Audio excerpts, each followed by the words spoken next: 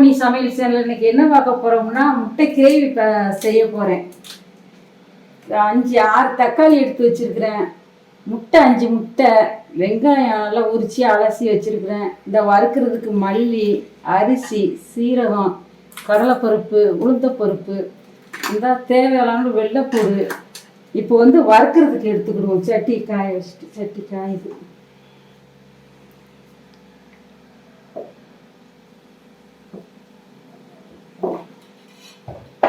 இப்போ வத்தல்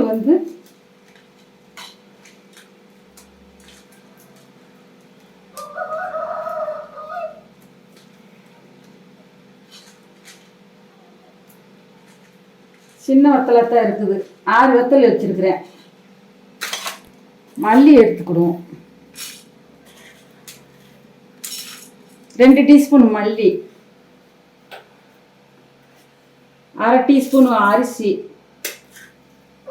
சீரகம் 1 டீஸ்பூன் எடுத்துக்கோங்க. கடலைப்பருப்பு கொஞ்சமாக 3/4 டீஸ்பூனு. அதே மாதிரி உளுத்தம்பருப்பு 3/4 டீஸ்பூனு. இப்போ தேவையான கருவேப்பிலை,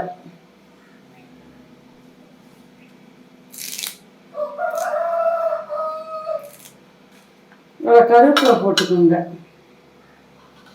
இப்போ சட்டி காஞ்சிருச்சு. இதை போட்டு வறுப்போம்.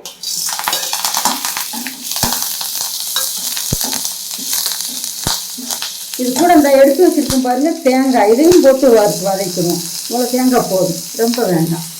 இந்த எடுத்து வச்சு பாருங்க, இந்த தேங்காய் போடும். இது கூட போட்டு வதக்கிடுவோம். ஊற்றி வச்சிருக்கோம் பாருங்க. இந்த ஸ்டவ்வை பத்தாப்போம்.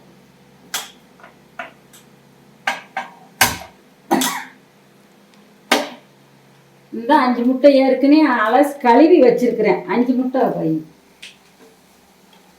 ஒரு 4 பேர் சாப்பிட்லாம். 4-5 பேர் சாப்பிட்லாம். முட்டை அவிய போடையில கல் உப்பு போட்டுருங்க. முட்டை உடையாது. இவ்வளோ உப்பு போடுங்க.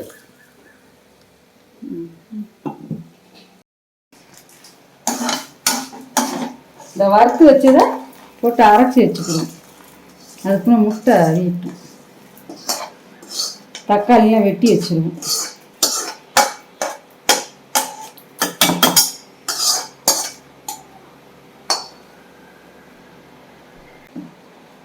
மசாலா இந்த அரைச்சிட்டேன் பாருங்க. இதே மாதிரி இந்த பருவத்திலே அரைச்சிக்கோங்க. நல்லா நைஸாக அரைங்க. தக்காளி நறுக்கி வச்சுக்கிடுவோம்.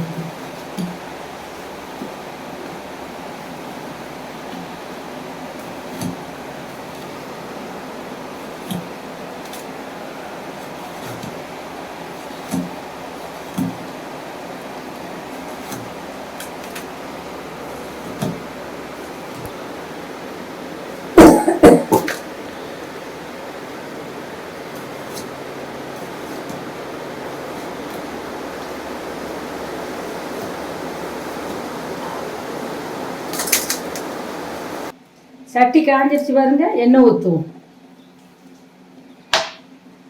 நல்லெண்ணெய் ஊற்றி வைங்க, நல்லா இருக்கும்.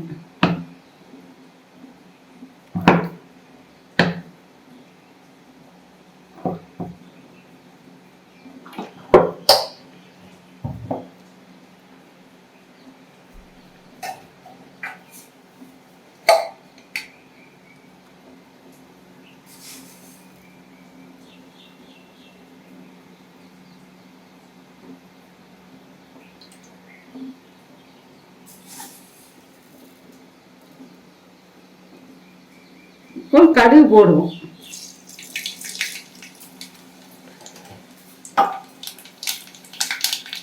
வெங்காயம் நல்லா கழித்தா எடுத்து வச்சுக்கிறேன். நான் எடுத்து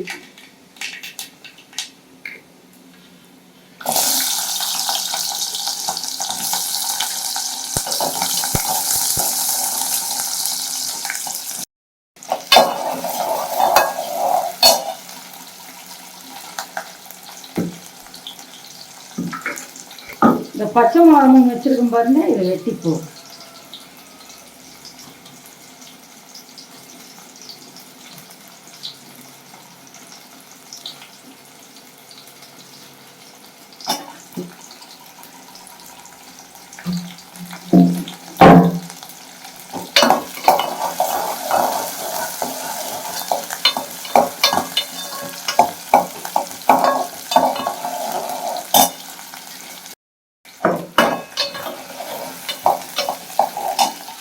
பூண்டை இடித்து போடுவோம்.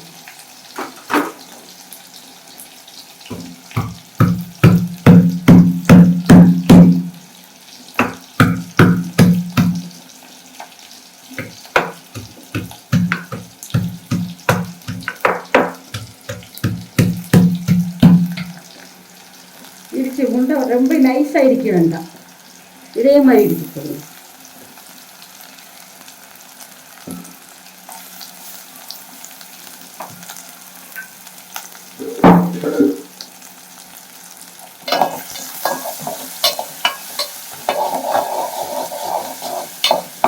இப்போ கருவேப்பிலை போடுவோம்.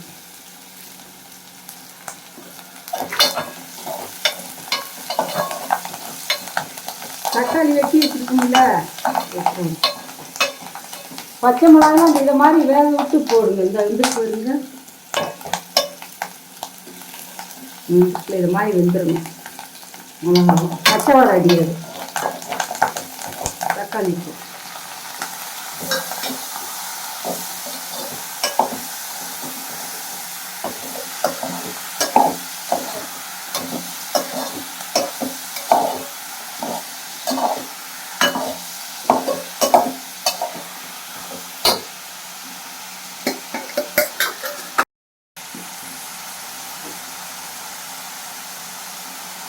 இது தேவையான உப்பு போடுங்க, காணாட்டா போட்டுக்கலாம், போதும் உப்பு.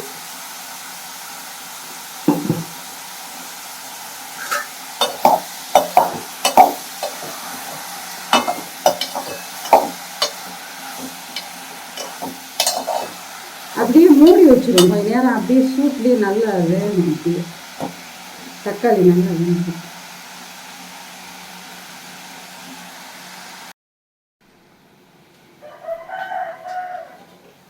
தக்காளி இந்த வதங்கிட்டு வருங்க.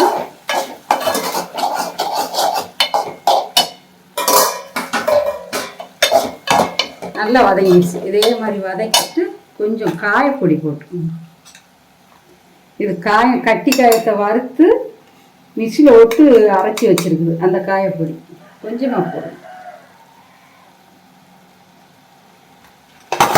கொஞ்சம் மஞ்சத்தூள்,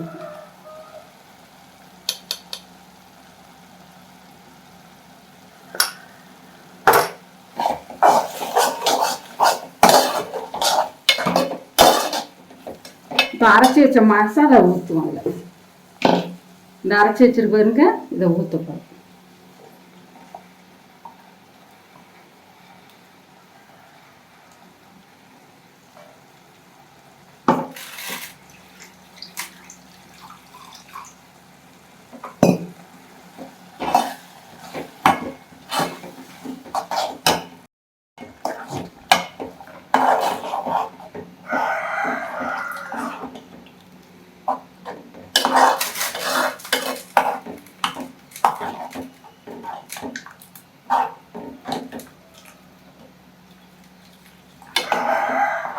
கொஞ்ச நேரம் அப்படியே மசாலா காயட்டும், ஒரு 10 நிமிஷம் இருக்கட்டும். கொஞ்சம் மூடி போட்டு மூடி வச்சோம். இவ்வளோ தண்ணி ஊற்றி இவ்வளோ அப்படி வைங்க.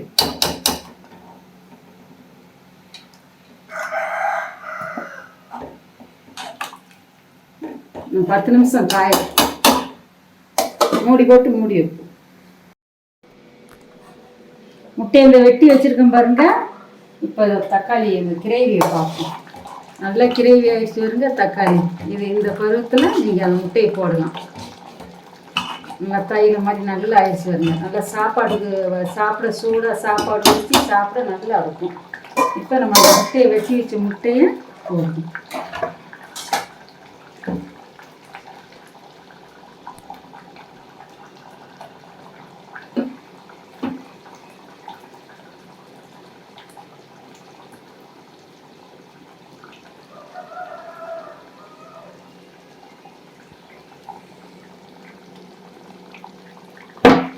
நல்லா மசாலா பிடிச்சி நல்லா சூப்பராக இருக்கும். இன்னைக்கு என்ன முட்டை வச்சுருக்கீங்க? முட்டை கிரேவி அவிச்சு, முட்டையை அவிச்சு கிரேவி வச்சு தக்காளி போட்டு இந்த குழம்பு ரெடி ஆயிடுச்சு. சாப்பிட வேண்டியதான். இது நல்லா தோசைக்கு நல்லா இருக்கும், சப்பாத்திக்கு நல்லா இருக்கும், சாப்பாட்டுக்கு நல்லா இருக்கும். சூடாக சோறு வடித்து நல்லா சாப்பிட்டு மிச்ச குழம்பு கொடுத்தா சப்பாத்திக்கு சாப்பிடுங்க, தோசைக்கும் சாப்பிடுங்க, சூப்பராக இருக்கும். உனக்கு எடுத்துட்டோமா? நீ டேஸ்ட் சொல்லு.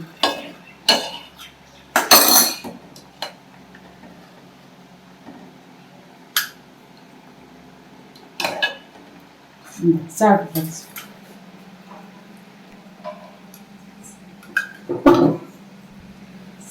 ஸ்டவ் ஆஃப் பண்ணு.